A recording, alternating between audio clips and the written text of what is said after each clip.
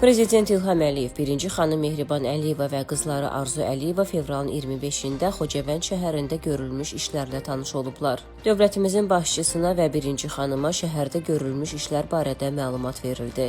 Qeyd edək ki, Xocavənd şəhəri 1992-ci ildə ermənilər tərəfindən işğal edilib. Şəhər 2023-cü ilin sentyabrında silahlı qüvvələrimiz tərəfindən həyata keçirilmiş antiterror əməliyyatı nəticəsində işğaldan azad olunub. Elə həmin il oktyabrın 15-də Prezident Silahlı Qüvvələrin Müzəffər Ali Baş Komandanı İlham Əliyev Xocavənd şəhərində dövlət bayrağımızı ucaldıb. Xocavənd rayonunun ərazisi 1,51 kvadrat kilometrdir. Əhalisinin sayı isə 12.500 nəfərdir. Rayonun ərazi vahidinə bir şəhər, 2 qəsəbə və 80 kənd daxildir. Prezident İlham Əliyevə Xocavənd şəhərində əsaslı təmirdən sonra istifadəyə verilmiş fərdi evlər barədə məlumat verildi. Xocavənddə 980 fərdi ev mövcuddur ki, onlardan da 133-ü yararsız, 847-si isə qismən yararlıdır. Qismən yararlı evlərdən 55-i artıq istismara hazırdır. Bu il ərzində daha 792 ev təmir ediləcək. Xatırladaq ki, bir neçə gün əvvəl Xocavənd şəhərinə 50 ailə 194 nəfər qayıdıb. Ötən ilin sentyabrının indiyədək isə Xocavəndin 5 yaşayış məntəqəsinə, Xocavənd şəhərinə 50 ailə, Qırmızı Bazar qəsəbəsinə 142 ailə, Sos kəndinə 85 ailə, Hadrut qəsəbəsinə 58 ailə, Xocavənd kəndinə isə 20 ailə olmaqla ümumilikdə 1485 nəfər, 355 ailə qayıdıb.